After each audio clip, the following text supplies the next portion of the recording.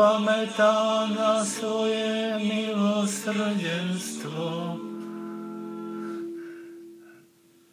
Ako slúbil našim otcom,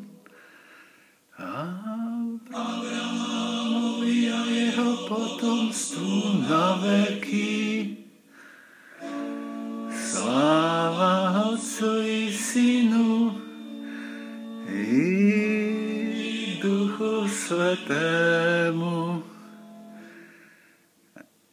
ako bolo na počiatku, tak nech je i teraz, i vždycky,